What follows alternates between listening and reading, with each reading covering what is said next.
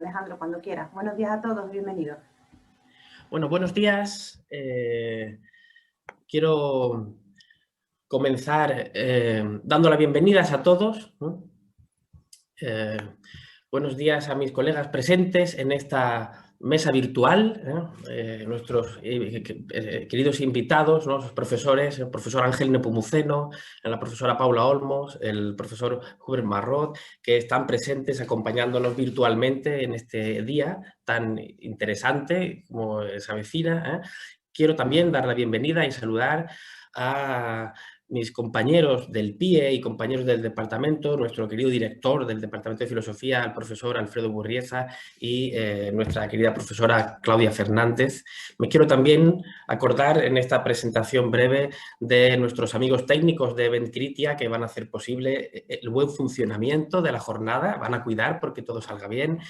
Y, por supuesto, no menos importantes, quiero daros la bienvenida a todos los que virtualmente asistís desde distintos lugares, en esta coexistencia virtual a la que poco a poco empezamos a acostumbrarnos, ¿no? Bueno, es para mí un honor abrir en calidad de coordinador del PIE 1979, que organiza este evento, ¿no? Esta apasionante jornada dedicada al pensamiento crítico.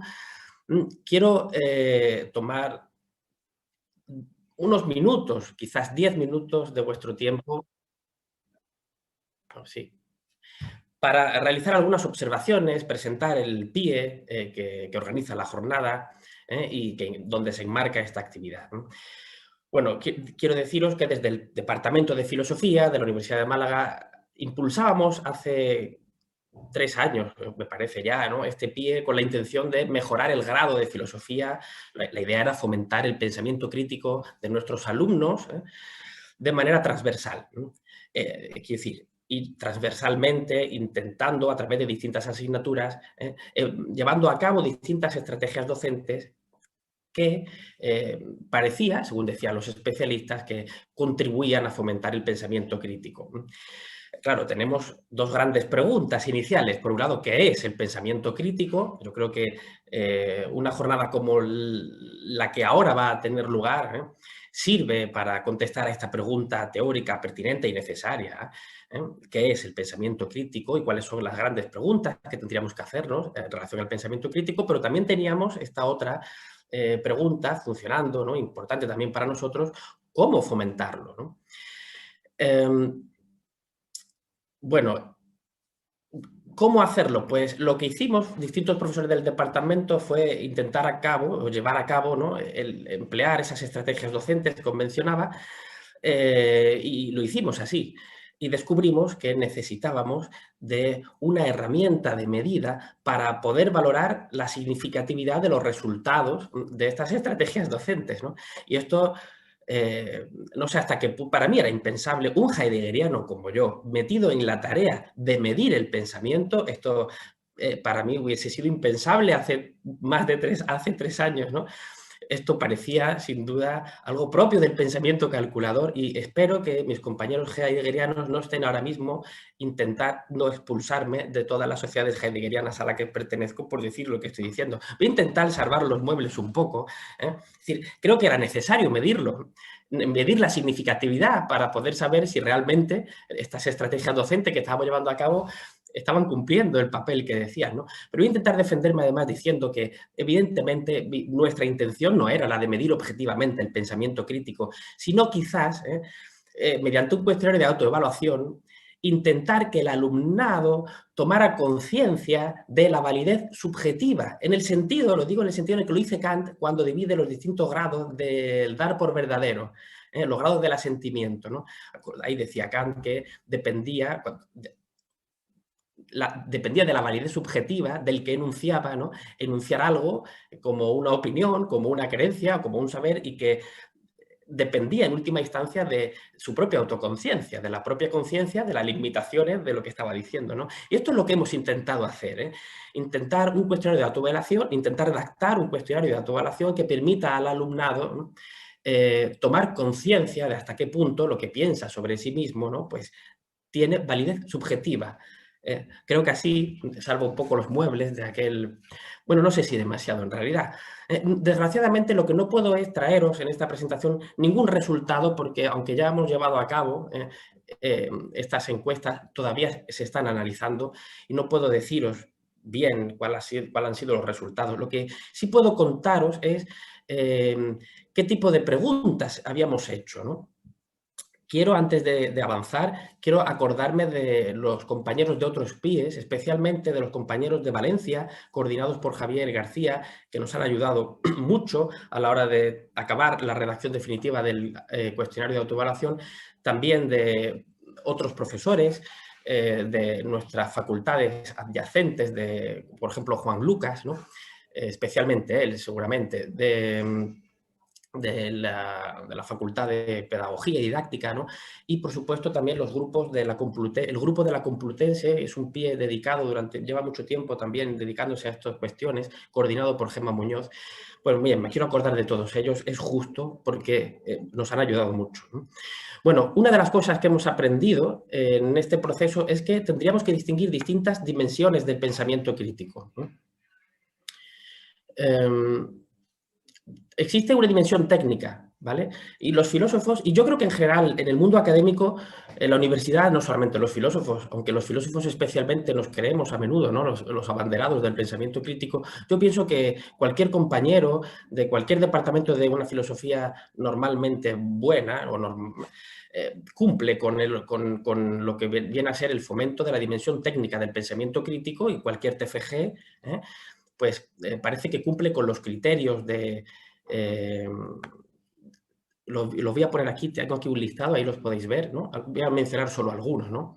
El uso de un vocabulario específico, las fuentes, las citar, describir las ideas, el conocimiento actual de la cuestión, ¿no? Extraer las conclusiones objetivas de lo que se ha dicho y no proponer conclusiones que no se extraen del desarrollo. Yo creo que este tipo yo creo que en este sentido todos somos muy críticos, al menos en la universidad, pero el pensamiento debe también reflejarse en otras dimensiones de la vida. Yo creo que este ha sido uno de los grandes descubrimientos, aunque a lo mejor es una obviedad para vosotros, pero para mí no lo fue, desde luego, ¿no?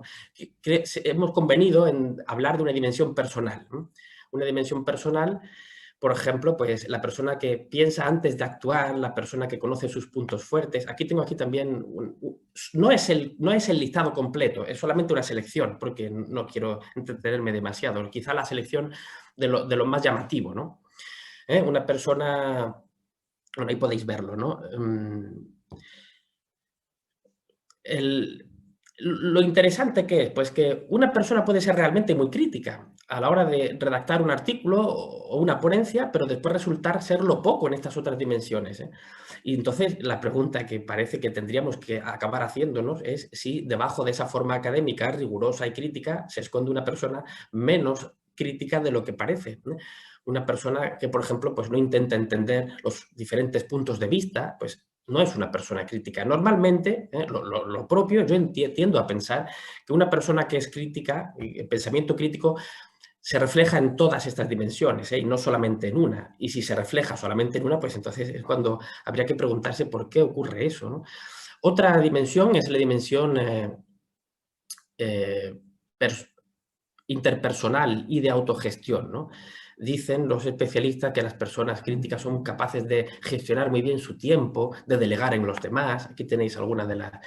Yo creo que esto también es el resultado, obvio, por lo que he llegado a entender, de tomar conciencia de las propias limitaciones, ¿no? Esto te lleva a cabo, esto acaba por permitirte gestionar bien tu tiempo, no creerte superior a los demás, pues acaba también permitiéndote que delegues en los demás, etcétera, ¿no? Es una dimensión importante. Quizás habría otra dimensión más, que sería la dimensión intelectual, que podríamos quizás pensar que está relacionada con la técnica, pero que finalmente hemos decidido separarla, porque pudiera darse el caso de personas que a la hora de redactar, pues son muy críticas y, sin embargo, no cumplirían esta serie de criterios que hemos decidido sacar de la dimensión técnica y colocar en la dimensión intelectual, ¿no? Voy a poner un ejemplo, quizás. Imaginaros que un profesor de un departamento, en nuestro caso esto es un poco impensable, es concebible, pero es impensable, un profesor del departamento que hablara mal de otro profesor del departamento. Yo digo, esto es impensable en nuestro departamento porque todos nos llevamos muy bien, porque es un departamento pequeño, pero quizás en otros departamentos podría darse el caso. Bueno, ¿qué ocurriría si un profesor habla mal y un alumno que está escuchando las palabras del profesor, pues resulta que, porque lo respeta y el profesor tiene cierta autoridad, pues acaba dando por verdadera las palabras de ese profesor, ¿no? Pues bueno, este alumno está siendo poco crítico, evidentemente. Este alumno puede ser un alumno brillante, pues un alumno que redacte un TFG excelente, ¿no? Pero en este caso estaría demostrando ser poco crítico, ¿no? Este es el argumento por autoridad famoso, ¿no? Que conocen mucho mejor ustedes, que son especialistas en lógica y filosofía de la ciencia, pero la lógica, ¿no? Bueno, esto que es poco crítico, por eso creo que se podría distinguir dimensión técnica de dimensión intelectual, ¿no? Me parece que la sociedad sería mejor, efectivamente, si fuéramos personas críticas en todas las dimensiones, que la filosofía y las humanidades tienen un papel que cumplir en este empeño de hacer una sociedad mejor, pero no quiero entreteneros mucho más, Creo que más allá de las estrategias docentes, los cuestionarios de autoevaluación, lo que se impone al final es, como decía Platón, la pregunta que debía haberse hecho desde el principio, es la pregunta T-STEAM, es la pregunta por el qué es, en este caso, qué es el pensamiento crítico. Si no, al final, pues acabamos teniendo una especie de discurso bello que parece que se asemeja al de los discursos bellos en forma de mitos de los sofistas, ¿no? Lo importante es tomarse en serio esta tarea o desde luego no es algo que podamos dejar de hacernos. Y por eso esta actividad es tan importante para nosotros, porque contamos con la participación de ponentes de primer nivel, especialistas en el pensamiento crítico y que van a arrojar luz y claridad sobre este asunto. No me entretengo más, os doy la bienvenida a todos. Quiero dar la palabra ahora a nuestro director del departamento, al profesor Alfredo Burrieza, conocido por todos, especialista también, es catedrático de lógica, además de director de departamento aquí en la Universidad de Málaga. Él ha dedicado mucho tiempo y ha organizado muchos eventos relacionados con el pensamiento crítico en el pasado. Es una autoridad también para nosotros aquí en Málaga. Le cedo la palabra para que pueda decir algo y presentar debidamente a los ponentes. Tiene usted la palabra, profesor.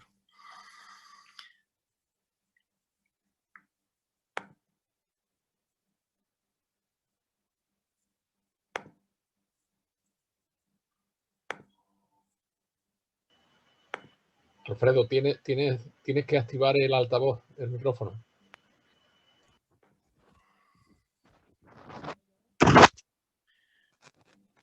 Se me oye, ¿verdad? Gracias. Pues muchas gracias, Alejandro. Bienvenidos todos.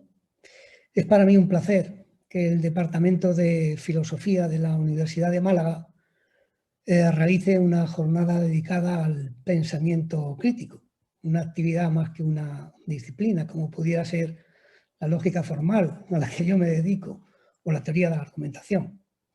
No voy a hacer un análisis, por supuesto, del pensamiento crítico, ni me corresponde, pero por dar una serie de pinceladas para contextualizar las ponencias que siguen, diré que normalmente en los cursos de pensamiento crítico pues se enseñan cosas tales como la comprensión, contenido y estructura de los argumentos, patrones y técnicas para evaluar estos argumentos, y se suele enseñar a reconocer las falacias más frecuentes.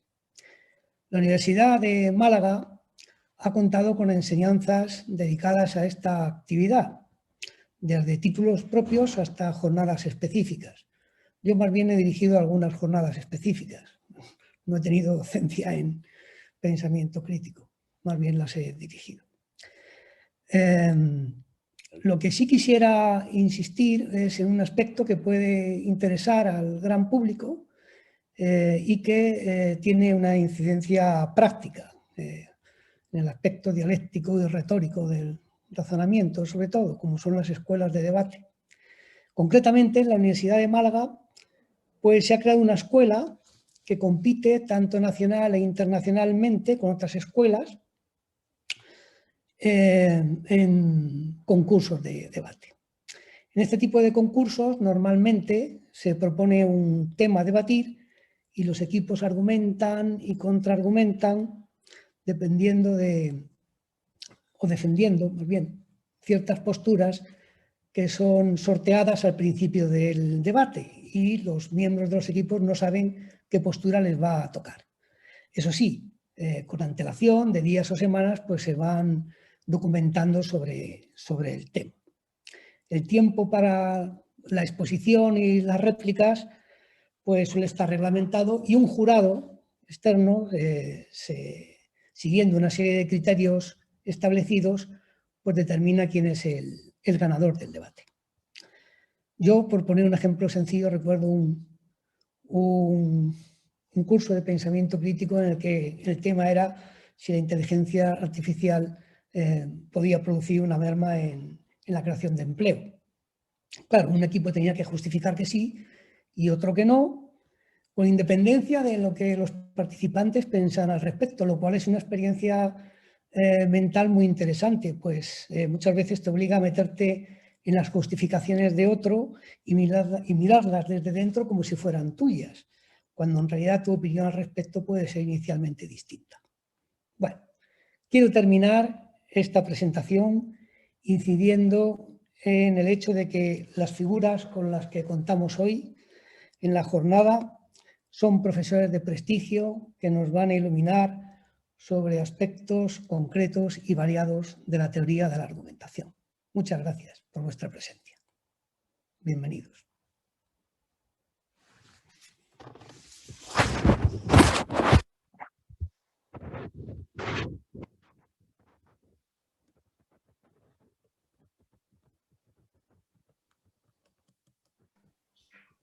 Bien, damos la palabra al profesor Ángel Nepomuceno, con el que da comienzo la jornada de hoy. Vamos a ver.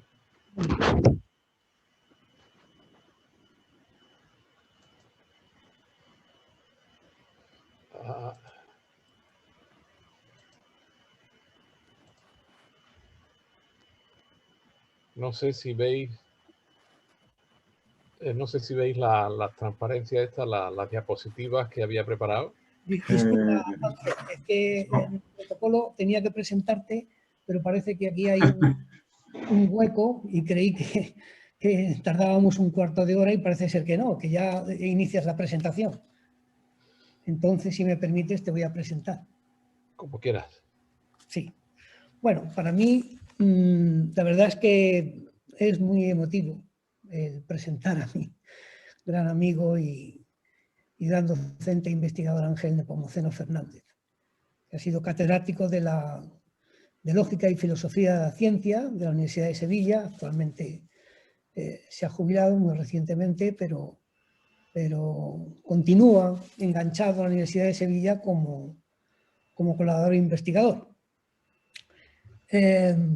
Por dar unas breves pinceladas acerca de él, diré que su actividad docente la ha desarrollado en la Universidad de Sevilla, donde ha enseñado lógica formal y técnicas de argumentación informal. También ha participado en cursos de pensamiento crítico que se han celebrado en la Universidad de Málaga y durante muchos años ha sido investigador responsable de un grupo de investigación en Sevilla llamado Gilius, en cuyo seno pues, se han trabajado temas que relacionan la lógica, el lenguaje y la computación, en la que ha mostrado pues, ser un gran director con una amplia experiencia internacional. El profesor Ángel Nepomuceno ha trabajado, por ejemplo, en campos como los sistemas de diálogo para la interacción entre el hombre y la máquina, la dinámica de la información, la lógica abductiva y epistémica, entre otros, y siempre con gran maestría. La ponencia que nos va a dar se titula Dialógica en la frontera entre la lógica y la retórica. Puedes empezar, Ángel. Bien, muchas gracias, Alfredo. Para mí es un placer estar, aunque sea de esta forma, en Málaga, ¿no? En fin, en la que tan buenos momentos hemos compartido.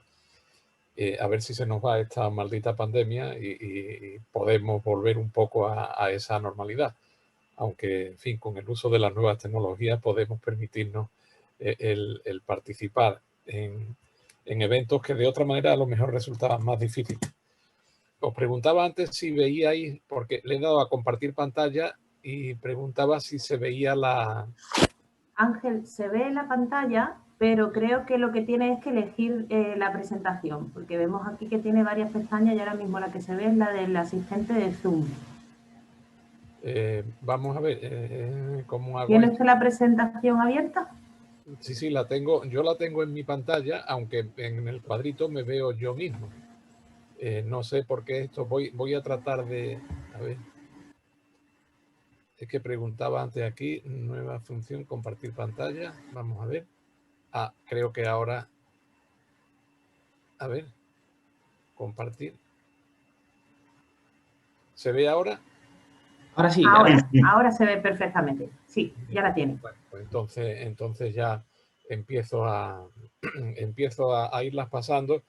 He preparado, en realidad, hay demasiada transparencia. Vamos a tratar de ir, porque lo que tenemos en total, incluyendo los comentarios o preguntas o cuestiones, es 1 hora, ¿no?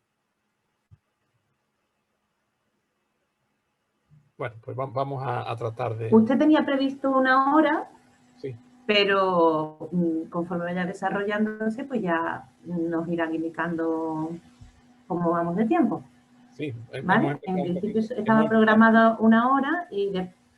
Sí. Vale, como hemos empezado un poquito antes, igual eso juega a favor. Le da tiempo. Saltaré aquellas diapositivas que vea más fáciles de saltar y en cualquier caso las puedo dejar a disposición de quien las quiera, ¿no? Bueno, voy a hacer primero una introducción donde daré unas notas sobre las distintas disciplinas. En un segundo punto hablaremos de razonamiento y diálogo y luego pasaré a la dialógica propiamente dicha.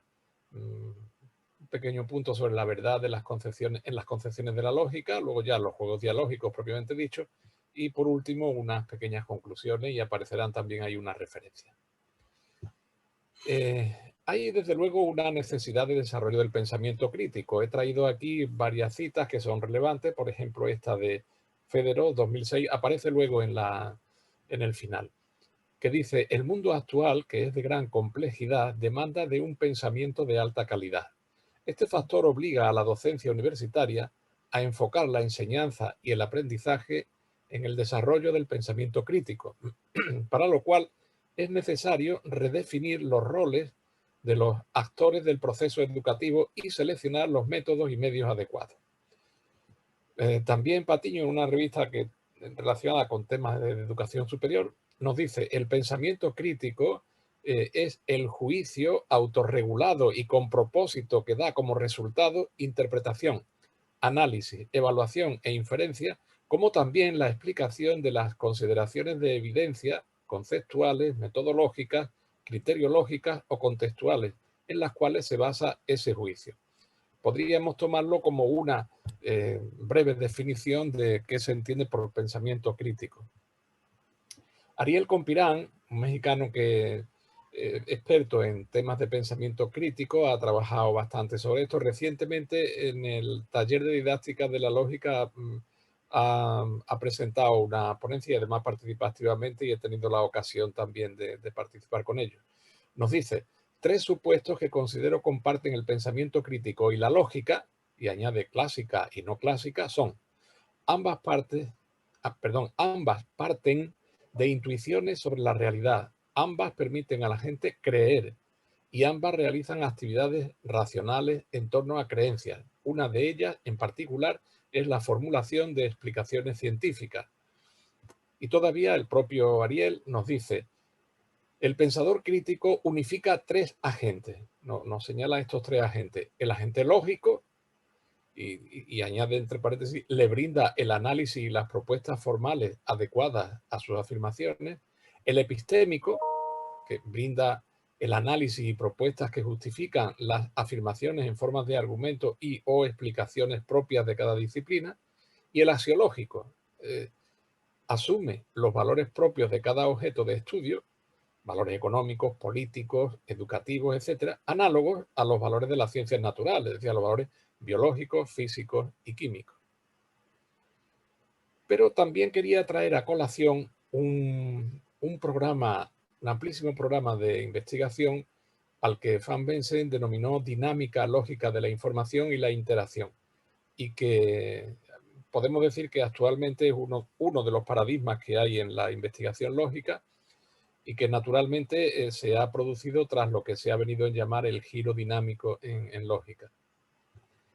Entonces, la inferencia en este planteamiento es considerada como un proceso de información, un proceso informacional dinámico, y destaca un aspecto importante de la lógica que procura una teoría general de los agentes que producen, transforman y transmiten información.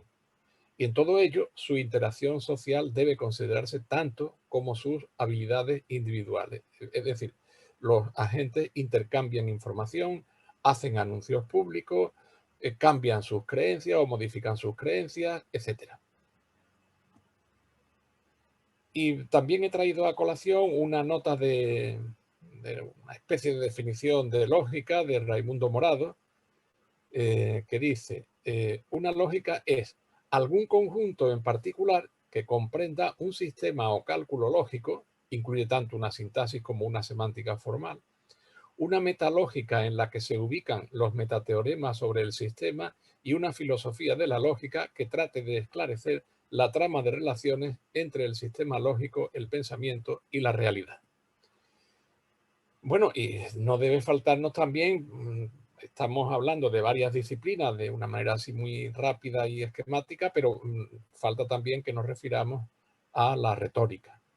Y aquí traigo la definición de, este es un clásico de una obra que es más que utilizada, ya muy manida, pero bueno, y es sencilla. La retórica como arte consiste en la sistematización y explicación del conjunto de instrucciones o reglas que permiten la construcción de una clase de discursos que son codificados para influir persuasivamente en el receptor. Como arte se ocupa del estudio de dichos discursos.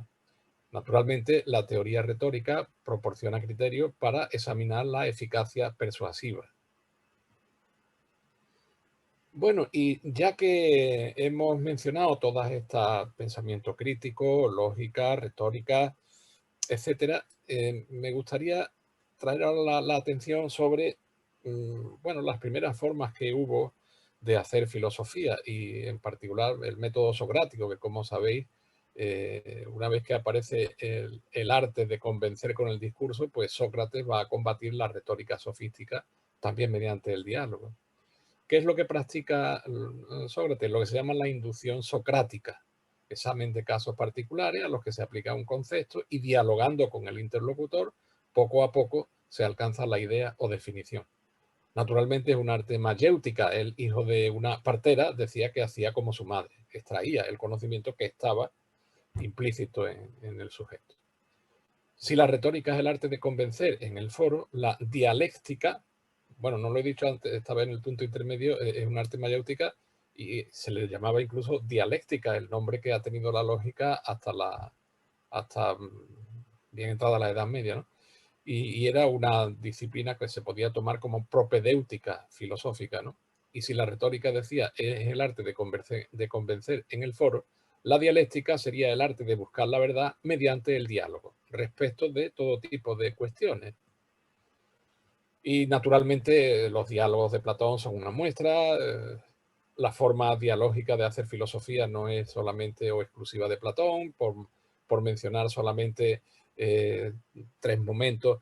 He señalado ahí Galileo, los diálogos sobre los 2 máximos sistemas del mundo, o Leibniz, los nuevos ensayos sobre el entendimiento humano, y muy recientemente de estos momentos, pongo ahí Croca, José Croca y Ruiz Moreira, en diálogos sobre física cuántica, 2 paradoxos no linearidades.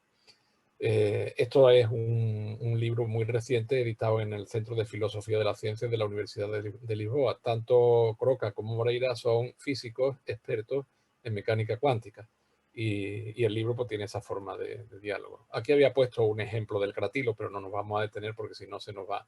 También en la Edad Media en las universidades se desarrolla la dialéctica, ¿no? Y se utiliza como disciplina formando parte del trivium, como sabéis, ¿no? Gramática, retórica y dialéctica, y luego queda el quadrivium con la aritmética, geometría, astronomía y música.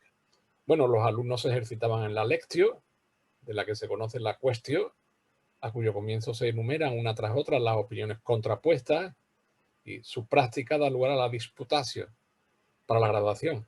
Aparecen los insolubilias, o paradojas, ¿no? Los sofismata, aclaraciones de dificultades a ciertas proposiciones, y las obligaciones. Bueno, y después, a partir de Suárez y sus disputaciones metafísicas, la disputatio constituye el método de exposición y defensa de tesis filosóficas y teológicas. Las disputaciones han sido motivo de controversia, evidentemente, proliferan a partir del 14 y constan, aquí fijaos, constan de un opponens que inicia la disputa, yo propongo que P, ¿no?, es quien inicia, y de un respondens que acepta, bajo ciertas condiciones, entablar la disputa. Bueno, pues naturalmente las obligaciones son un tipo de disputatio, y según el tipo de la proposición introducida, pueden ser la positio, el responden admite la proposición, o puede ser depositio, el responden la considera falsa, o puede ser dubitatio, el responden la considera incierta. Bueno, lo podemos todo esto considerar como un antecedente de lo que va a venir luego como dialógica. Por otra parte, Perelman y Albrecht-Titeca, como conocéis, proponen con este nombre, la nueva retórica, una teoría general de la argumentación, que se centra en el estudio de las estructuras argumentativas y que abarca la antigua dialéctica, en concreto la técnica de la discusión y el debate mediante preguntas y respuestas, y intervienen un orador y un auditorio. El orador es el emisor del mensaje, en términos más lingüísticos o semióticos, es un hablante, un proponente, defensor de una causa, o como queramos llamarlo, etc. Y luego el auditorio es quien recibe el mensaje del receptor, que puede constar de uno o de más individuos. Si hay solamente uno, pues será un oyente o un oponente a lo que decía el orador, etc. Y complementa la teoría de la demostración, es complementaria de la teoría de la demostración. En este sentido, me parece que se llama Catani, el italiano, decía en algún momento que coincidí con él en el taller internacional de didáctica de la lógica y la argumentación, decía que la teoría de la argumentación era la relación que tenía con la lógica, era la que se mantiene entre la parte y el todo. Es decir, que la lógica no era más que una especialización dentro digamos, la disciplina más amplia, que es la teoría de la argumentación. Bueno, no vamos a entrar en eso. ¿Cómo considera normalmente en las teorías, vamos a decir, en la lógica clásica en general, la noción de verdad que se considera es la propia de la teoría de la correspondencia? Ya sabéis, ¿no? La nieve es blanca, es verdadera si solo si la nieve es blanca se presenta como la forma tasquiana, o si queréis, más esquemática, S es verdadera si solo si P, donde S representa una proposición enunciada en el lenguaje objeto de que se trate, mientras que P sería una expresión que correspondería al metalenguaje. En definitiva, correspondencia con los hechos, correspondencia con la realidad, de alguna manera. Esta ha sido la teoría de la verdad que estaba presente en los estudios de lógica clásica. Y bueno, y también en extensiones hasta, bueno, incluso todavía, ¿no? Con relación al concepto de verdad, Lorenz son los creadores, por así decir, de lo que entendemos por dialógica. Lorenz afirma en el artículo del 72, que está traducido en español, afortunadamente, y afirma lo siguiente: aquí se recurre desde un principio a la situación de habla, hablante y oyente, escritor y lector, para la determinación de la verdad. Los procedimientos aplicados o aplicables por las personas participantes para la constatación de la verdad de una expresión son equiparados con el concepto de verdad.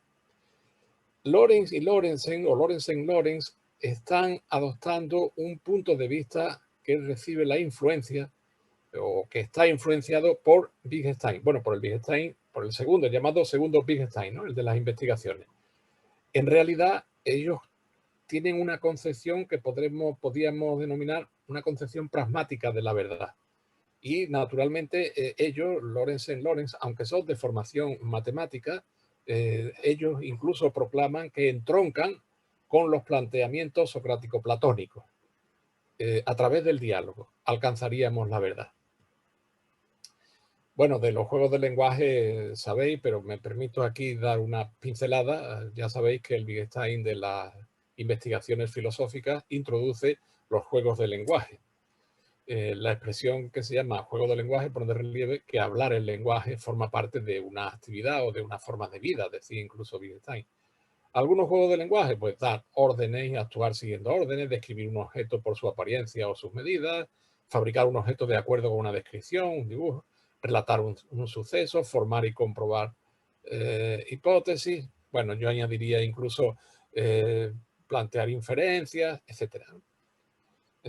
Bueno, es muy simpático. Precisamente tengo ahí esta empresa realmente una novela. Últimamente es una novela en la que he titulado, y ya eso lo va a decir casi todo, he titulado Los juegos de Abelardo y Eloísa. Y ya os podéis imaginar de qué trata. Pero bueno, vamos a seguir con lo nuestro. En el planteamiento dialógico, el significado de las constantes lógicas viene dado por sus reglas de uso. Es decir, la forma específica de estructurar la interacción argumentativa. Ahí veo 13 en interacción. Perdonad la errata. Ciertas formas de juegos lingüísticos proporcionan una práctica argumentativa y o lingüística. La dialógica no es una lógica formal en sentido estricto, sino un marco de significado pragmático donde se pueden desarrollar, incluso pueden compararse distintas lógicas. No tenemos tiempo de entrar en tanto, pero luego vamos a ver algunos ejemplos concretos utilizando el lenguaje de la lógica proposicional y de la lógica de predicados de primer orden.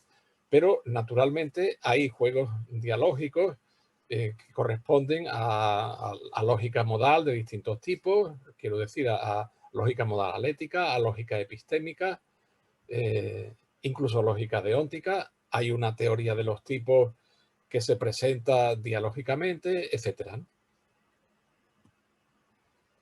Bueno, pues para que veamos esta propuesta de una lógica, vamos a decir dialógica, tenemos que tener en cuenta lo siguiente. Se da una relación entre diálogos y reglas de razonamiento.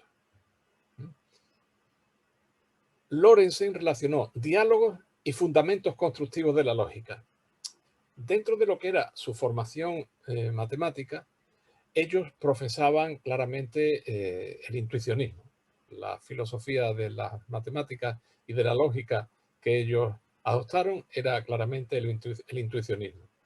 Como anécdota os puedo decir que incluso entre sus doctorandos, que como sabéis, en el sistema alemán, por lo menos de los años 60, 70, pues lo que hacían los doctorandos o actuaban como unas especies de ayudantes que se encargaban de dar clases prácticas, seminarios, etcétera, a los estudiantes de grado. Bueno, pues ellos daban instrucciones a sus doctorandos de que allí no se hacían ejercicios de lógica clásica. Y la justificación que decían, esto lo cuento como pequeña anécdota, ¿no? Y la justificación decían es que allí, en donde ellos trabajaban, no se enseñaban mentiras, ¿no? Bueno, esto como cosa anecdótica. ¿Qué es un diálogo en este planteamiento? Un diálogo sobre una proposición o una fórmula que la representa, A, podemos poner de A, comienza con A afirmada por un jugador, porque esto se va a presentar como un juego, y alcanza una posición final con victoria o derrota, después de un número finito de movimientos, de acuerdo con reglas definidas. Luego haré alusión al final, espero que se vea mejor luego al final, pero haré, por ejemplo, una comparativa con el ajedrez mismo, ¿no? La noción dialógica de demostración descansa en esta noción de juego. Claro, juego que es actuación de acuerdo con unas reglas, aunque hay más de un tipo de reglas. Y en cualquier juego, incluso, fijaos, incluso en aquellas en las que hay un componente de azar, como puede ser el parchís, si se juega con más de una ficha y hay varios jugadores, aunque haya un componente de azar, también hay una serie de reglas o normas que permiten establecer una estrategia de juego. Esa palabra es interesante. Bien, ¿cuál es la estructura de un juego dialógico? Pues en el juego dialógico participan un proponente, le vamos a llamar en adelante P, y un oponente O, que en realidad discuten una tesis siguiendo ciertas reglas y ejecutando una serie de movimientos, es decir, haciendo unas jugadas de ataque o de defensa. También aquí se introduce la metáfora bélica, me parece interesante para describir estas acciones. Les digo, ataque o defensa para completar partidas, secuencias de jugadas que observan las reglas precisamente. Ahora, aquí hay una cosa muy importante, y es que las reglas se dividen en dos tipos, estructurales y de partículas. Las estructurales son las que determinan el curso general del juego dialógico. Y las de partículas, es decir, las de las constantes lógicas, regulan las jugadas, las acciones que son peticiones, requerimientos a las jugadas del rival y las respuestas a esas peticiones. Muestran qué movimientos están autorizados para atacar los movimientos del otro jugador o defender los propios. Reglas de partículas, o podríamos haberle llamado pues reglas de constantes lógicas, establecen cómo sería su uso en el juego. Y esto nos lleva a que tengamos que distinguir como dos niveles de significado. Uno es el nivel local, dado por las reglas para las constantes lógicas y que se formulan para jugadores anónimos. Digo anónimos porque se formulan para, naturalmente, proponente o oponente, pero no es que siempre sea el oponente el atacante. En un momento dado puede ser atacante el proponente. En otros momentos puede ser defensor el oponente, o cuando sea atacante el proponente será defensor el oponente, pero también se pueden cambiar. Por eso se dice que las reglas son, nos dan el significado local y viene dado por las constantes lógicas y que se formulan para anónimos, ¿no? Por ese motivo, porque se formulan para oponente, proponente, pero no en tanto que oponente o en tanto que proponente, sino en tanto que atacante o defensor. Y hay que distinguir también de este nivel el significado global, que viene dado por las reglas estructurales. Y en ese aspecto, fijaos, no es lo mismo ganar simplemente un juego que tener una estrategia ganadora. Es decir, que jugar de una forma en que siempre va a ganar uno de los jugadores, el que sea, ¿no? La noción de validez, precisamente, de validez, de la que se hablaba en la lógica clásica, aquí va a equivaler a que el proponente tenga una estrategia ganadora. ¿Cuál es el objetivo principal de un diálogo? Pues es decidir si hay una estrategia ganadora para la tesis. La tesis que presenta el proponente, como vamos a ver ahora en las reglas estructurales. El principal objetivo de las reglas estructurales es precisamente proporcionar un método de decisión. Y otra cosa es que siempre va a comenzar el diálogo con la afirmación de una tesis. La tesis que va a ser la primera proposición o la fórmula que la represente, afirmada por el proponente, quien tiene que defenderla de los posibles ataques que vaya a lanzar el oponente. Cuando tenga que defenderla será por aplicación de una regla, pero también puede ser mediante un contraataque en un momento dado. Bueno, para las reglas estructurales, una pequeña aclaración. Inicialmente, los juegos de diálogo de Lorenz estaban inspirados por la lógica intuicionista, como antes he dicho, pero se puede optar entre una regla estructural de carácter intuicionista y una regla estructural de carácter clásico. Y esto requiere establecer previamente una regla inicial, le llamamos R0, regla inicial. En un diálogo de la proposición A, el proponente afirma la tesis A y a continuación oponente y proponente eligen sucesivamente un número entero. Ese número entero le vamos a llamar el rango de repetición. El papel de este número es garantizar que cada partida termine tras un número finito de jugadas. Por ejemplo, hay momentos en ajedrez en que se pueden producir tablas, porque blancas y negras llegan a una situación en que queda, es un decir, ¿no? Por ejemplo, queda el rey y un peón. Y no va a haber forma de que ese peón alcance, digamos, la última casilla para cambiar por una ficha y lo mismo le ocurre al otro. Y entonces claramente son tablas, ¿no? ¿Por qué? Porque en realidad no está establecido un número finito, no hay establecido un rango de movimientos. No hay establecido un rango de movimiento. En el caso de los diálogos, se establece un rango de repetición. Es algo así como si en el ajedrez dijeran, bueno, cuando se haya movido, ¿qué digo yo?, el rey de tal manera o tal pieza de tal manera, se puede haber movido así no sé cuántas veces, pero no de manera indefinida, porque si no, yo muevo un cuadrito al rey a la derecha y en la jugada siguiente lo devuelvo otra vez a la izquierda. A la siguiente lo devuelvo, lo paso a la derecha, etcétera. Y así nos podemos, realmente serían tablas. No, aquí no se introducen tablas, aquí gana uno de los contrincantes, precisamente porque se establece un rango de repetición, lo veremos. Luego hay una primera regla estructural que le vamos a llamar clásica, y vamos a ver si consigo presentarla bien. En cualquier movimiento, un jugador puede atacar una fórmula compleja afirmada por el otro, o puede defenderse contra cualquier ataque, incluyendo aquellos que ya han sido defendidos, siempre teniendo en cuenta el rango elegido. Es decir, con la regla clásica, si el juego se establece con la regla estructural clásica, un jugador puede defender tantas veces, puede defender un ataque tantas veces como establezca el rango. Si, por ejemplo, ha establecido 2 el proponente, pues el proponente puede defender un mismo ataque 2 veces. Si ha establecido 17, pues puede defender un mismo ataque 17 veces. En los ejemplos que vamos a ver un poquito después, vamos a reducir la cosa a algo más discreto, ¿no? En la regla intuicionista no ocurre lo mismo. La regla, digamos, la regla 1 hay que escoger entre la R10 y la R11. No pueden estar las dos, son incompatibles. La intuicionista nos dice que en cada movimiento, cada jugador puede atacar una fórmula compleja afirmada por el otro o puede defenderse contra el último ataque que no había sido aún defendido. Es decir, solo pueden defenderse del último ataque, o sea, del último de los ataques aún no respondidos. Esto Shahid Rahman le llama, y fijaos aquí se aprecia en cómo digamos, se refiere a la regla intuicionista. Aquí refleja claramente cómo estamos ante efectivamente un diálogo con una normativa, y Shahid Rahman lo presenta de esta forma. La regla intuicionista lo dice: aténgase usted a los compromisos que se contraen al elegir una jugada. Usted aténgase a esos compromisos.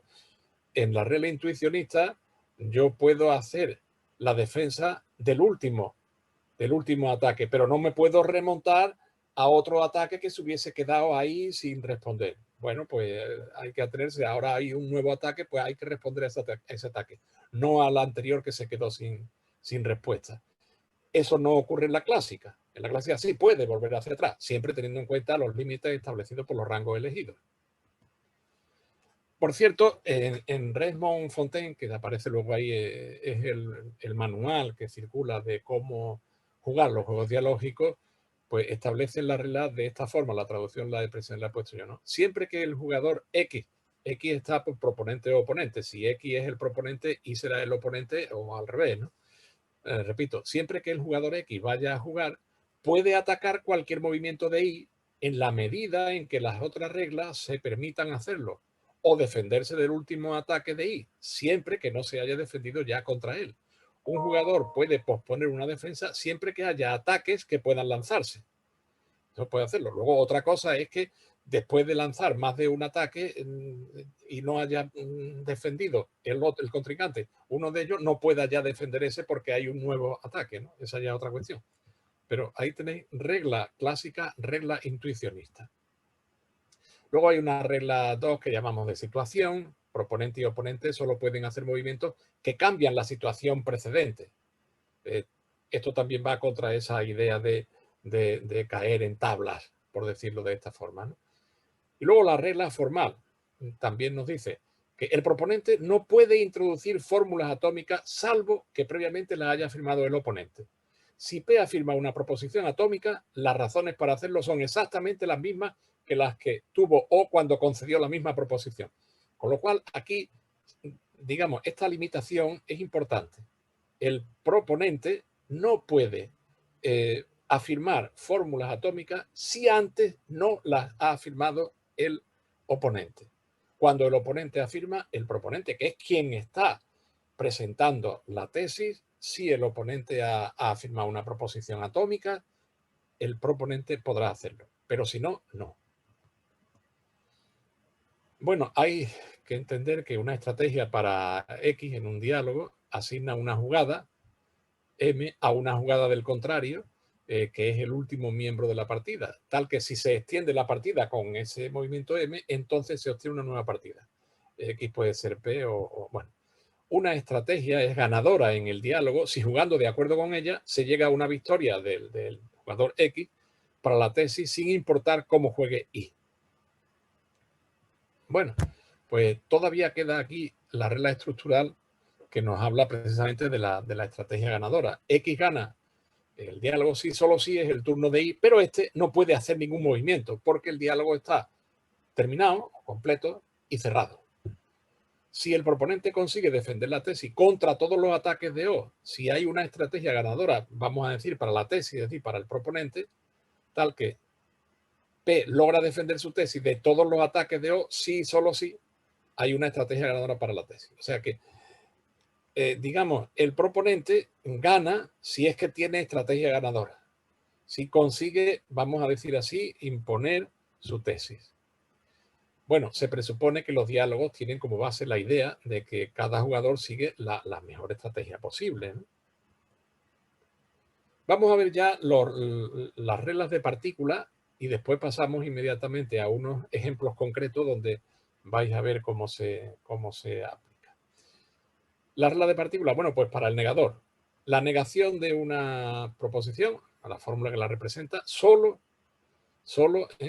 digamos, tenemos, por ejemplo, no A, pues podemos atacar con A, pero no hay defensa, solo hay contraataque.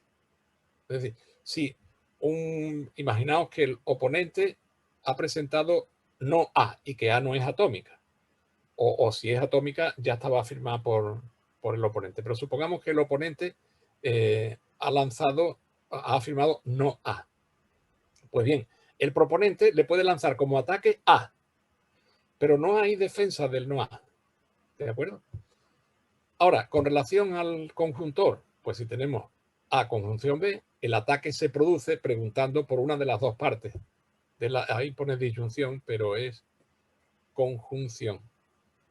Esta es la 31. Perdona, es que me anoto cuando detecto alguna rata para corregirla después. Entonces, digamos que el ataque se produce escogiendo, o sea, tenemos A conjunción B, pues se pregunta por uno de los dos. Por ejemplo, se dice de la conjunción, pregunto por la izquierda. Y entonces, digamos, la respuesta posterior tiene que ser afirmar la A. Si ha preguntado por la derecha, pues afirmar la B. En el disyuntor, el atacante, el que lanza el ataque, pregunta, pero no indica cuál de las dos partes. Ahí la elección recae en el otro jugador. Entonces, la respuesta del defensor será o bien elegir A o bien elegir B. No como antes, que tenía que elegir el que le marcaba, el que le lanzaba el ataque. ¿De acuerdo? Luego lo vamos a ver. En cuanto al implicador, pues se ataca con la afirmación del antecedente. Y la respuesta es la defensa afirmando el consecuente. Ahora lo vamos a ver en los ejemplos. Y como vamos a movernos con tanto a nivel proposicional como de lógica de predicado, con ejemplos muy sencillos, por cierto, más que nada porque, en fin, se llena pronto la diapositiva y montar una tabla o un diálogo que abarque más de una diapositiva resulta complicado de presentarlo así. En vivo es mucho más fácil, ¿no? Pero bueno, en el cuantificador universal, si tenemos para todo XA, donde haya es una fórmula que representa una proposición del nivel de predicado, tenemos el atacante elige una constante, por ejemplo A sub n, y la defensa afirma la matriz instanciada con la constante, es decir, A sustituyendo la X por A sub n. Con el cuantificador existencial es algo parecido, pero cambia, como es natural. El ataque consiste en preguntar sin indicar constante alguna. Entonces, la defensa se hace afirmando la matriz instanciando con una constante que elige el propio defensor.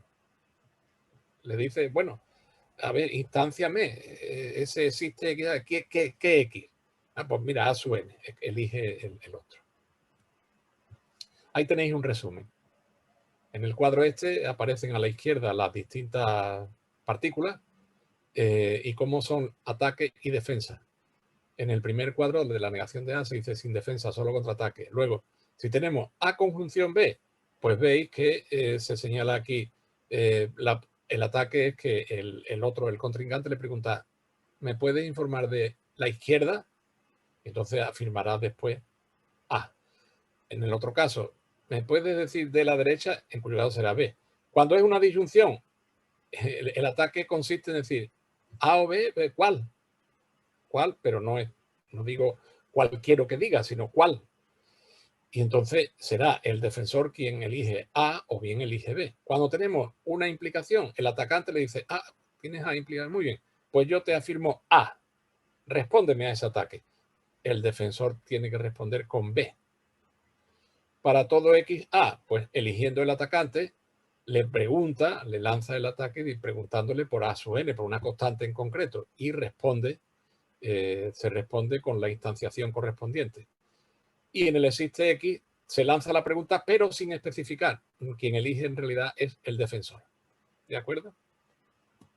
Bueno, en los ejemplos que vamos a presentar ahora, la regla R sub 0, que es la de la elección del rango, la vamos a dar ya por aplicada.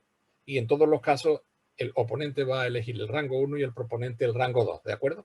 Es por agilizar un poco los propios ejemplos, pero los rangos podrían ser otros, lo que podría hacer también en un momento dado un poquito más extensos los diálogos. Lo importante es si tienen o no estrategia ganadora las correspondientes tesis que presenta el proponente. Vamos a ver ejemplos con proposiciones formalizadas en lenguaje proposicional y otras en lenguaje de predicado. El diálogo de una argumentación, porque se nos puede, oye, ¿y este argumento cómo sería el diálogo que lo avala, entre comillas? Bueno, pues en el caso de una argumentación, de un argumento concreto, tiene premisas, tiene conclusión, hay dos opciones. Las dos opciones son, o bien el oponente concede de entrada las premisas y la tesis que presenta el proponente es la conclusión y entonces empieza el juego, o bien, de otra manera, hacemos la conjunción de premisas implica la conclusión como la tesis a defender. Ya sabéis que por el teorema de la deducción en términos clásicos, y esto es algo que ya yo creo que el propio Aristóteles casi que se percata, o por lo menos en la escolástica lo sabe, ¿no? Que en realidad si tengo un argumento en términos clásicos, son premisa, premisa, premisa, y de ellas se deduce conclusión, sé que hay un principio lógico que lo avala si eso era así. Y es decir, que sería un principio lógico, sería una afirmación universalmente válida, aquella que tiene forma condicional con la conjunción de las premisas como antecedente y la conclusión como consecuente. Bueno, pues vamos a ver, por ejemplo, el silogismo disyuntivo de la lógica clásica nos permite pasar de P implica Q y de Q implica R a P implica R. Bueno, pues ahí tenéis, bueno, el cuadro es muy sencillo. NJ, número de jugada, R sub O, la respuesta del oponente, R sub P, la del proponente, P, proponente o oponente, el número de jugada. Y aquí, precisamente, como estamos ante un razonamiento, que no es una... he puesto el formato primero que he señalado, es decir, O presenta o concede la conjunción de las premisas en el movimiento cero, que es la jugada inicial, mientras que P presenta la tesis, P implica R. Entonces, a partir de aquí, el primer movimiento es el de O, que está viendo aquí como tesis una implicación, una expresión condicional, lanza el ataque afirmando el antecedente P. Claro que fijaos, pone P y la respuesta no puede ser R.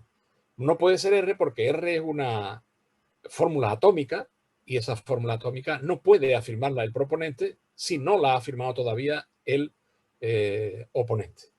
Claro, aquí se presenta el cuadro, lo simpático sería presentar la construcción del cuadro, se vería más claramente, ¿no? La segunda jugada que puede hacer el proponente es un contraataque y le pregunta al oponente por la conjunción que tiene arriba en la concesión que había hecho y por la parte de izquierda. Le pregunta, a ver, la conjunción parte izquierda. Y naturalmente la respuesta en el tercer movimiento, la respuesta del oponente es la parte izquierda de la conjunción inicial. P implica Q. El siguiente movimiento por parte de 4 es lanzar otra vez un ataque sobre la misma fórmula, pero esta vez pidiéndole que especifique la derecha de la conjunción. Y entonces rápidamente responde el oponente con Q implica R. ¿Qué le queda? ¿Qué movimiento puede hacer el proponente? Fijaos, puede lanzar un ataque de los dos posibles, no puede lanzar un ataque a Q implica R, porque no puede afirmar Q, pero P, que es una proposición atómica, es una fórmula atómica, ya ha sido afirmada en la jugada número 1 por el oponente. Por tanto, el proponente puede hacer uso, puede afirmar P, porque respeta las mismas condiciones por las que la lanzó el oponente. Así que afirma P. Y claro, a este ataque, la única respuesta que tiene el oponente es el consecuente, que es Q.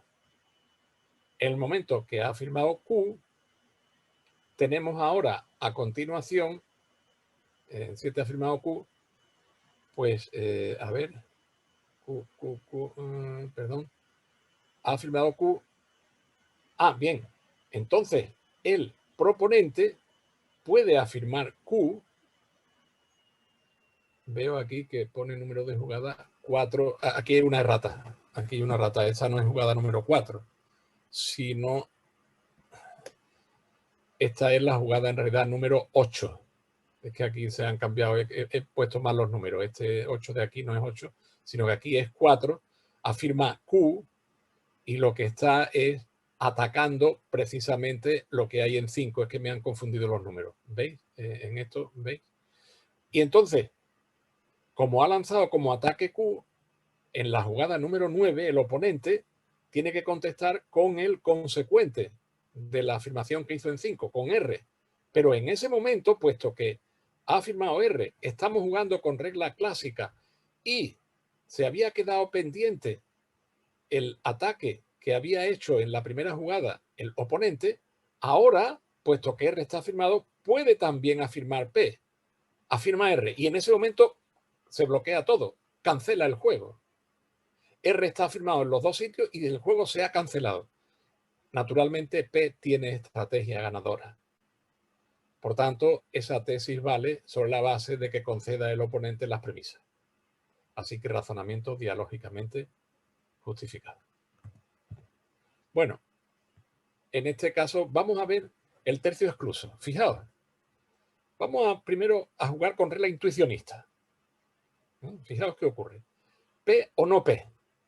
Lanza el proponente esta tesis. Claro, es una disyunción. En la primera jugada, el oponente pregunta por la disyunción y elige el defensor, que va a ser el proponente, naturalmente, elige cómo responder a ese ataque. Y naturalmente no tiene más opción que afirmar no P, porque no puede afirmar P. Tiene que afirmar no P, que esa es su segunda jugada. Entonces, en ese momento, el oponente lanza un ataque a no P con P. Pero en ese momento estamos jugando con la regla intuicionista. El proponente no puede hacer nada. El proponente no tiene estrategia ganadora. Esta fórmula no es clásicamente, esta fórmula no es, estamos jugando con regla intuicionista, no es intuicionista o intuicionísticamente válida. No vale el tercio excluso para el intuicionista, evidentemente. En cambio, vamos a jugar con la regla clásica. ¿Y qué es lo que sucede? Pues fijaos, en el primer movimiento, se afirma la tesis por parte del proponente. En el primer movimiento, la primera jugada posterior al planteamiento de la tesis, el oponente se pregunta por la disyunción, el proponente no tiene más remedio que afirmar la no P, entonces el oponente le lanza el ataque y dice P, pero ¿qué es lo que hace el proponente? Que al ataque que hizo el oponente en 1 va a volver, cosa que puede hacer desde un punto de vista de la regla clásica. No podía hacer con la regla intuicionista, pero con la regla clásica, aunque ya se defendió, vuelve a defender aquel ataque. Y como ya estaba afirmado P, lo afirma aquí, P, y en ese momento queda bloqueado. Queda el juego cancelado. Es decir, P, con la regla clásica, tiene estrategia ganadora. Naturalmente, P, disyunción no P, es clásicamente válida. Bueno, se ha visto que el tercio excluso es clásicamente válida, pero no desde la óptica intuicionista. Hay proposiciones, la fórmula representa que son intuicionísticamente válidas y clásicamente válidas también. De hecho, las intuicionísticamente válidas son clásicamente válidas. El tercio excluso es que, aunque es clásicamente válida, no es intuicionísticamente válida. Bueno, si una proposición es válida desde los dos puntos de vista, los correspondientes juegos, pues, digamos, pueden ser distintos, no tienen por qué ser coincidentes. Aquí tenéis la no validez intuicionista de no P implica P. Si hacemos el juego planteándonos la regla estructural intuicionista, pues nos ocurre esto, que tampoco tiene P estrategia ganadora, se bloquea una vez que ha hecho la tercera jugada el oponente. En cambio, desde un punto de vista clásico, también resulta que ahí tiene el proponente estrategia ganadora. No digo ya los detalles, si no nos entretenemos demasiado. Pues fijaos, esta otra expresión, o sea, negación de no P implica P, resulta que sí es intuicionísticamente válida, pero también es clásicamente válida. Y aunque no nos vamos a detener porque se nos iría el tiempo, fijaos cómo es el cuadro este, donde se está jugando con regla intuicionista, y fijaos en este otro. Se está jugando con regla clásica y da la casualidad que este es un poquito más pequeño que el otro. O sea, son dos juegos que permiten establecer la validez desde un punto de vista intuicionista, también la validez desde un punto de vista clásico, y sin embargo no son coincidentes los juegos. Naturalmente no lo son porque estamos jugando con distintas reglas estructurales. Y bueno, en el lenguaje de predicados también podemos hacer, bueno, son fórmulas muy sencillas, no voy a insistir en ello, pero también la aplicación de las mismas reglas, etcétera. Y veis, van saliendo como aquí P tiene, o sea, el proponente tiene estrategia ganadora, en este otro pues también. Y bueno, y para no detenernos en demasiado detalle, ya habéis visto así, y además creo que así nos dará tiempo a poder discutir alguna cosa que queráis que veamos. Si hace falta volveríamos a alguna de estas. Pero fijaos, vamos a dar unas últimas observaciones antes de terminar, y es que solamente deciros que la idea de la lógica como juego es antigua. El propio Dawson, o más conocido como Lewis Carroll, el de Alicia en el País de las Maravillas, sabéis también la anécdota, ¿no? Por lo visto la reina Victoria, después de leer algo de Alicia, se quedó entusiasmada y pidió a alguien de la corte que se ocupaba de los caprichos que ella tuviera de este tipo, pues le pidió que en cuanto este señor publicara la primera publicación, que quería tenerla en sus manos, la primera del imperio. Y creo que fue sobre el álgebra de la lógica, o no sé, ya os podéis imaginar la cara que pondría su graciosa majestad cuando le llegara el trabajo del señor Dawson, conocido como Lewis Carroll, sobre álgebra de la lógica. Bueno, de hecho hay un librito que se llama El juego de la lógica, aunque desde luego no es que la idea que hay presente Dawson o Lewis Carroll sea un anticipo de lo que es todo esto de lo que hemos hablado, ¿no? No es eso, pero de todas formas es como una especie de voz que suena antes de que aparezcan la if logic con la semántica de teoría de juegos de Hintikka, o esta lógica dialógica de la que hemos estado hablando. Bueno, ahora hago otra vez alusión a la comparativa. Algunos juegos representan ciertas acciones. Por ejemplo, el ajedrez representa una guerra entre dos ejércitos. Por eso la teoría de juegos se utiliza bastante, por ejemplo, en economía, porque se establecen modelos de comportamientos económicos y demás, ¿no? Bueno, pues con los juegos dialógicos estamos representando procesos informacionales que se sustentan en diálogos, naturalmente.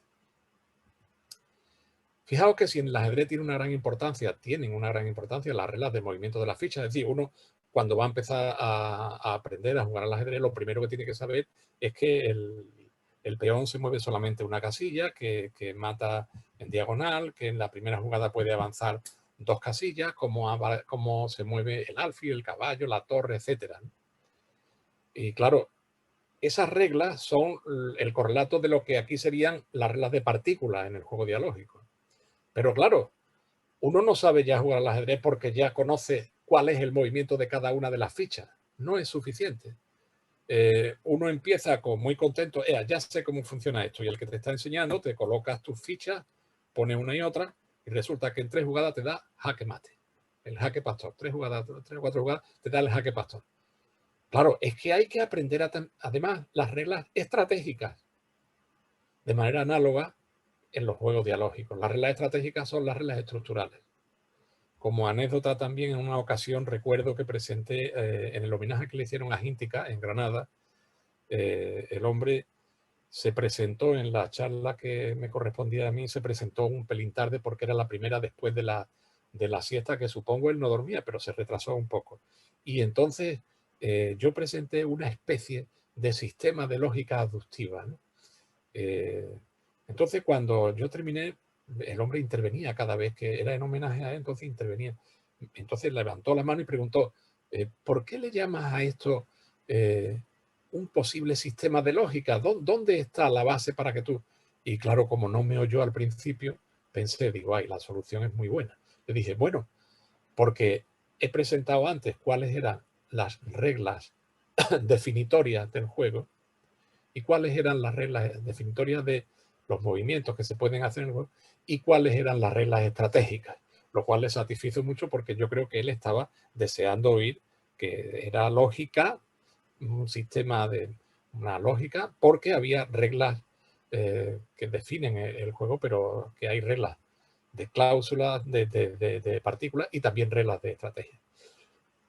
Bueno, la respuesta a la cuestión de que sea un buen argumento, que puede ser una respuesta lógica, la conclusión se sigue ahí veo 3 ratas, se sigue de las premisas, o pragmadialéctica, el resultado de un proceso deliberativo con ciertas reglas, o retórica, estrategias o estratagemas cuya finalidad es convencer, de alguna manera están involucradas en los planteamientos de la lógica dialógica. Entonces, por ese motivo, no sé si el título era muy acertado, el decir en la frontera, o tal vez es que está en más de un sitio, pero de todas formas quería señalar justamente que la propia lógica, con la propia lógica formal, con toda su frialdad, se podría también enseñar con este formato de juegos lógicos y con un poquito de habilidad quizás podríamos despertar más interés en el alumno y además complementar mejor lo que se hubiese dado, si es que se ha dado antes de empezar a enseñar lógica,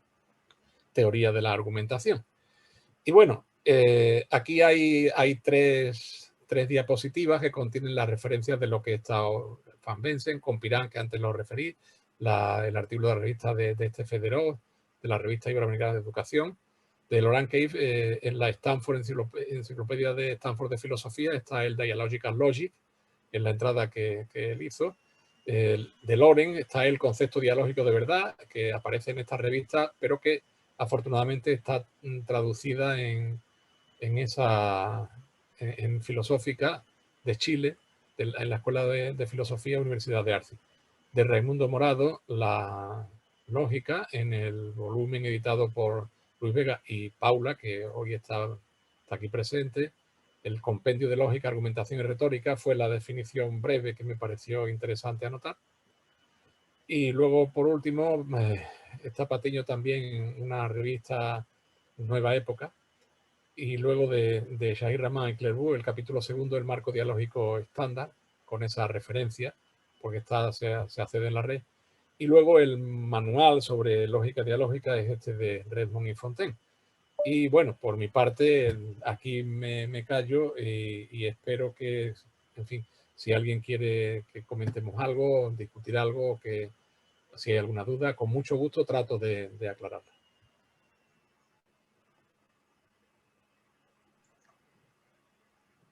Buenos días, muchísimas gracias Ángel y también a todos los presentes. Bueno, antes de empezar quería felicitarte porque me ha parecido espléndida la presentación, muy clara y yo creo que es necesario plantear que la lógica puede ser mucho más y yo creo que la dialógica para esto ayuda mucho, ¿no? A enseñar este tipo de ejemplos, estrategias y todo lo demás. Yo me encargo, como sabes, de la parte de las preguntas. Estoy aquí pendiente del chat de YouTube. Por ahora tenemos una sola pregunta. Te la hicieron cuando estabas presentando las reglas. En concreto, te preguntan si la regla 3 formal, no sé si quieres volver a la presentación, si la regla 3 podría ser... De las formales, la 3, la de las proposiciones atómicas, creo que era. Ahí. Pues te preguntan si esta regla 3 podría servir para proposiciones moleculares, entiendo que se refiere a más complejas, teniendo en cuenta que estas pueden estar formadas por la unión de proposiciones atómicas. Sí, yo he puesto proposición atómica, aunque, por ejemplo, cuando Shahid, la primera vez que le escuché esto, me hablaba de proposiciones elementales, con lo cual podría formularse en vez de por atómica, por elemental. Pero yo preferí poner atómica por la razón siguiente, porque en realidad, como cuando se dice, si no puede introducir una elemental, podría ocurrir, por ejemplo, que tuviese, imaginaos, A implica no P. No P es elemental, no P como fórmula atómica. Entonces, A implica no P, dado el ataque que lanzara el otro con A, suponéis que tenemos A implica no P, lo tiene el proponente afirmado. Y entonces el oponente hace el ataque. ¿Cómo hace el ataque? Afirmando A, es decir, el antecedente. Si la regla se refiriera a fórmula elemental, naturalmente no podría responder a ese ataque. Entonces, creo que dinamiza más el propio juego si la regla, esta formal, se reduce a atómica en lugar de, porque por ejemplo, A implica no P, tendría como defensa por parte del proponente no P, que todavía no es atómica, aunque sea elemental. Ya digo, la razón es sobre todo esta, porque de esta forma dinamizamos un poco más, solamente restringimos al caso de la proposición atómica. La proposición atómica, en la medida que representa un hecho, en la medida en que representa, por así decir, ¿no? Un hecho, pues cuando el oponente la ha afirmado, está haciendo una concesión y una vez que la ha afirmado, él, digamos, el proponente que lanzó la tesis, puede asumir también o puede afirmar la proposición atómica que representa un hecho porque ya la afirmó el oponente. Él, como defensor de una tesis, no va a recurrir a un hecho concreto, no va a apelar, salvo que ya haya concedido el oponente. Pero ya digo, si en lugar de la regla formal plantearla para fórmula atómica, la planteáramos para elemental, que sería también para no P, por ejemplo, entonces yo creo que hacemos menos dinámico la propia dinámica, o sea, valga la redundancia, la propia dinámica del juego, ¿no? No sé si con esto te respondo bien. Bueno, la pregunta era del chat. Vamos a esperar, como hay unos minutos de retraso entre que hablamos y se reproduce, y mientras tanto Uber Marro tiene aquí la mano levantada, así que le damos la palabra. Muy bien, muchas gracias. Muchas gracias, Ángel, por la ponencia. Yo quiero situar un poco la ponencia en el contexto del pensamiento crítico que hoy nos reúne aquí. Sí. Y la pregunta sería, has explicado que los juegos dialógicos son modelos de diálogos, digamos, reales, es decir, de intercambios comunicativos, aunque tú has usado informacionales, me parece. Sí. Y evidentemente los modelos lo son para algo. Quiero decir que seleccionamos algunos aspectos que nos parecen relevantes con un cierto propósito. En ese sentido, me gustaría que te explicaras un poco cuáles son los aspectos que se seleccionan en este modelo de los juegos dialógicos, de los diálogos reales, y de qué manera o cuál es su valor para la enseñanza del pensamiento crítico. Muchas gracias. Sí. Una cuestión sumamente interesante la que ya plantea Huberto.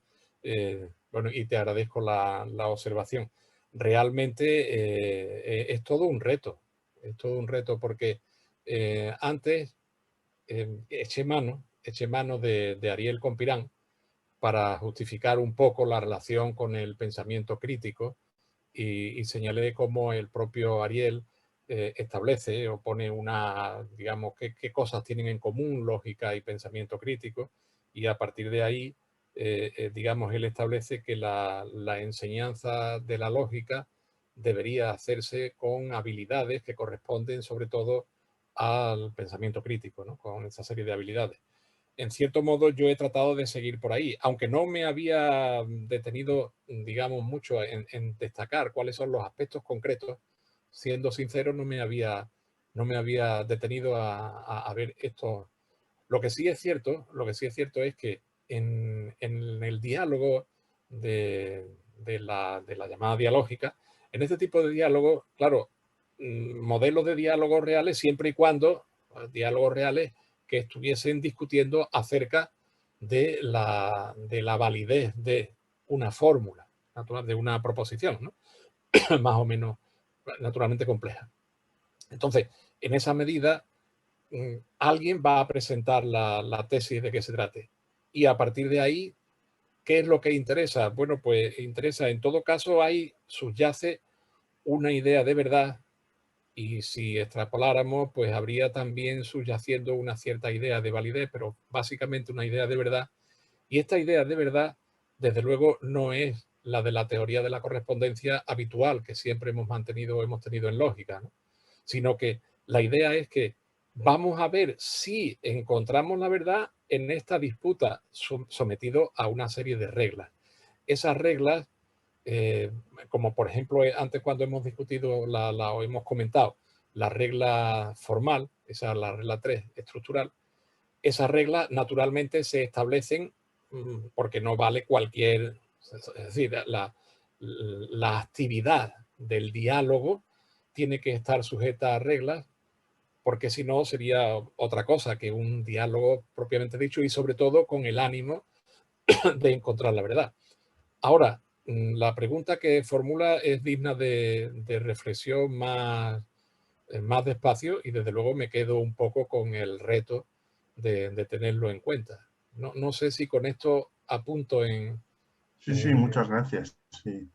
Era simplemente por situarlo. Me parece interesante y desde luego me parece que, como diríamos, dialogizar la enseñanza de la lógica, desde luego, es un avance que yo miro con simpatía y me parece provechoso. Muchas gracias, Ángel.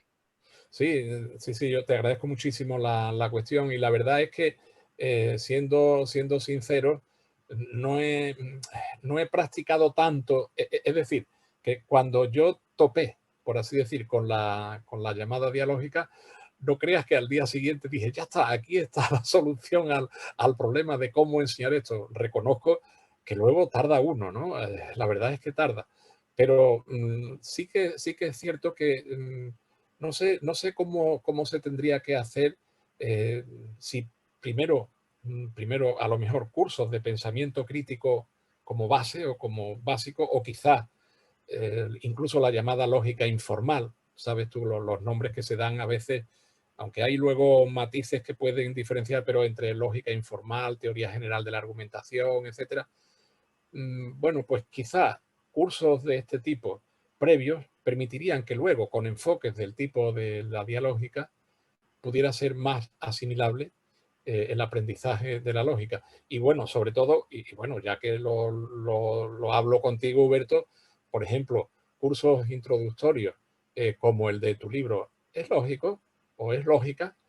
Cursos de ese tipo, si luego siguen los de lógica con una formulación en esta línea, creo que serían bastante bien, se complementarían bastante bien. Pienso, no lo he reflexionado mucho, pero pienso que sí. En los últimos momentos de mi labor docente sí que he dado cursos y desde luego resultaban simpáticos, ¿no? O sea, mucha gente que a lo mejor eran muy negados para el manejo de estos aparatos formales, como que parecía que se les había hecho un poquito más fácil, ¿no? Muchas gracias. A ti, Huberto. Muchas gracias a los dos. Ángel, tengo dos preguntas en el chat y voy a empezar por la última porque igual también Huberto quiere intervenir, que está un poco relacionada con esto último que hablabais, el tema de la enseñanza y os leo directamente lo que han puesto. Dice, ¿cree que una asignatura de teoría de argumentación es adecuada por sí sola para fomentar el pensamiento crítico en estudios de bachillerato o grados de humanidades como un conocimiento transversal? La otra pregunta que tenemos es también muy amplia, la dejo ya y es está dirigida directamente al profesor Ángel Nepomuceno, y dice que, bueno, preguntan por la relación entre la lógica dialógica con el giro dinámico en lógica.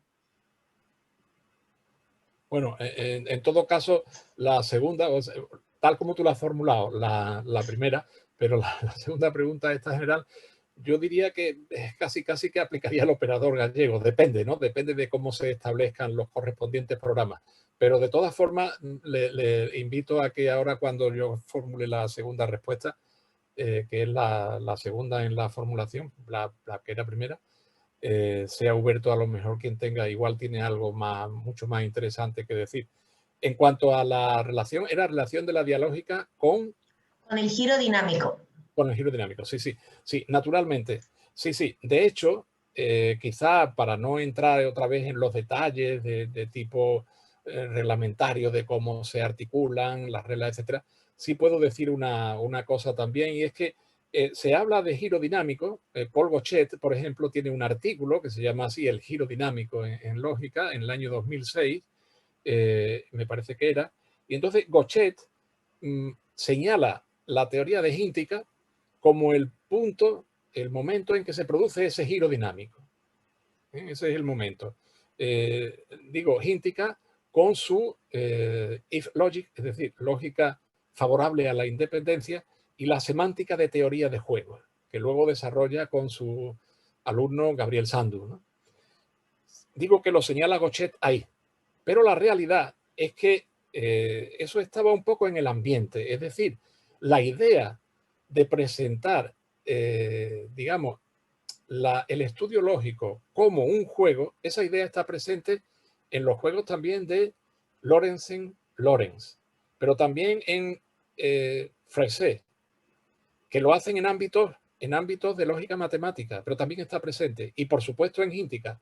Y fijaos, digamos, Gabriel Sandu, por un lado, alumno de Hintikka, y por otro lado, Shahir Rahman, alumno de Lorenzen-Lorenz, desarrollan Gabriel Sandu, sobre todo la GTS, y Shahir Rahman, estrictamente los juegos dialógicos como los que hemos presentado aquí. Incluso vamos a decir que los padres, lo cuento como anécdota por si esto aclara, más que discutir ahora los puntos, resulta que los padres se llevaban mal, es decir, que Hintikka y Lorenz, que era el más joven, se llevaban mal, pero en cambio puedo decir que los niños se hicieron amigos y luego incluso hicieron trabajos conjuntamente en donde se ponía de manifiesto que entre la teoría hintickaniana, por así decir, y los juegos dialógicos de Lorenzen-Lorenz, había muchas más similitudes de lo que pudiera creerse. Eran muy parecidos. La única diferencia fundamental es que en los juegos de Hintikka, hace falta un oráculo. Hace falta tener enfrente un modelo. Y quizá en ese sentido todavía está muy influenciado por los planteamientos de la verdad como correspondencia. En cambio, en el de Lorenzen, la verdad va a llegar al final del diálogo, va a llegar en el constructo dialógico, bien porque la tesis queda establecida claramente, bien porque quedaría rechazada, según quien gane. No sé si con esto respondo, pero naturalmente el giro dinámico, aunque Gauchet lo señala, Hintikka, está claro, y luego la historia lo va aclarando, que entre los planteamientos de Hintikka y los de Lorenzen-Lorenz hay muchas similitudes y básicamente son casi lo mismo.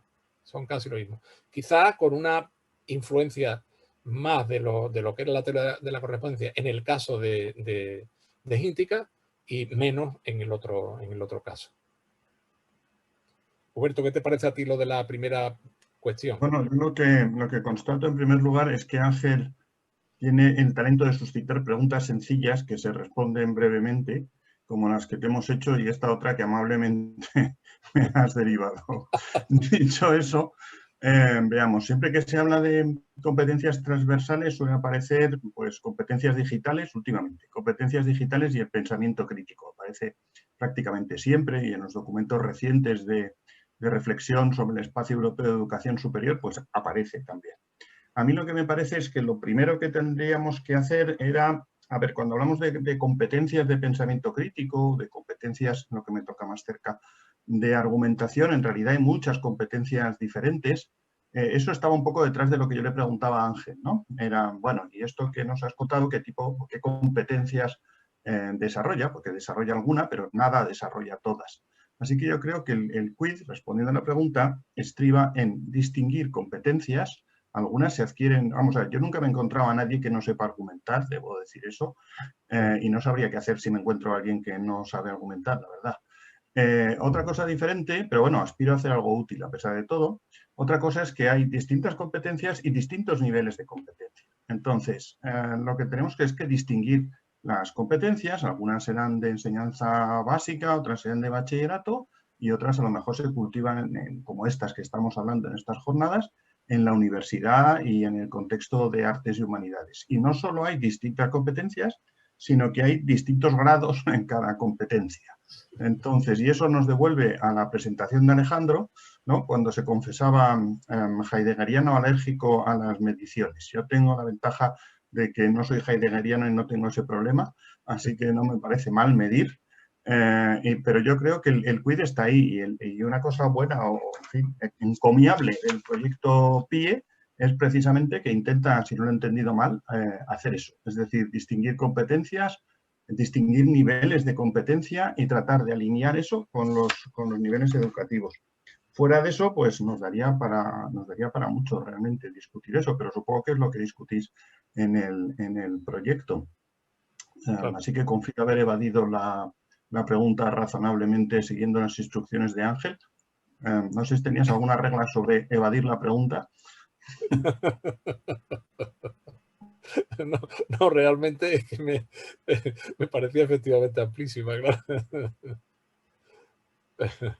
Muchísimas gracias a los dos. Tenemos a Paula con la mano levantada. Te doy la palabra y si podemos intentar ser breves porque se supone que sobre las 11 tenemos que comenzar el descanso. Sí. No, solo quería, digamos, aportar mi granito de arena a precisamente esta discusión. La pregunta, efectivamente, no era solo ya la cuestión de las competencias transversales o no, sino si valía una única asignatura. Era un poco la pregunta. Y creo que la respuesta es que no. Porque efectivamente en todo esto, yo conozco por supuesto mejor el grado que damos nosotros en la Autónoma de Filosofía, pero un grado de Humanidades u otros grados semejantes entiendo que puede pasar lo mismo, y lo que sería de esperar o lo que sería de desear es que esas competencias que a lo mejor se introducen en una asignatura introductoria inicial, además al principio del grado, sobre argumentación, tuvieran un reflejo en otras asignaturas. A mí esto me sucede personalmente porque es que yo al final no doy clase de argumentación casi nunca, algún año me ha tocado darla, pero al final yo doy más clases de filosofía de la ciencia en segundo y en tercero de grado. Entonces yo lo que intento hacer es que en esas asignaturas de filosofía de la ciencia trato de aprovechar cuestiones argumentativas que se han dado en primero. Y yo, digamos que animaría a que la educación en argumentación no solamente llegara a los alumnos, sino que llegara lo más posible a todos nuestros compañeros, digamos, de modo que apareciesen también todas esas cuestiones en sus ramas de la filosofía, de las humanidades, etcétera. En este sentido, me ha pasado lo mismo que a Huberto, y es que al contestar esta pregunta no me queda más remedio que hacer referencia a la presentación que ha hecho Alejandro, porque efectivamente esa idea que él ha tenido de hablar de las distintas dimensiones, la personal, la técnica, la interpersonal, creo que como muchas de esas esferas, porque esto me recuerda mucho a lo de Thomas Goodnight de las 3 esferas de la argumentación, la técnica, la personal, y he echado en falta la pública, por cierto, eso es una sugerencia para vuestro cuadro de dimensiones, en la medida en la que las otras asignaturas, las otras ramas de la filosofía desarrollan aspectos pues, de esa esfera pública, de esa esfera personal, de esa esfera técnica, tendrán que atender, digamos, a las dimensiones argumentativas de esas esferas. Y esa era mi aportación.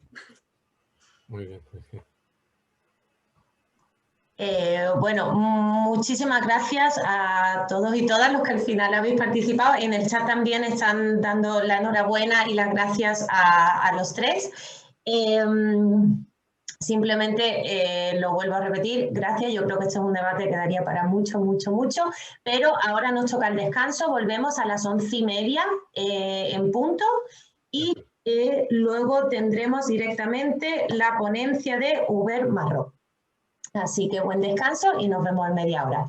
De acuerdo. Muy bien, gracias. Ahora.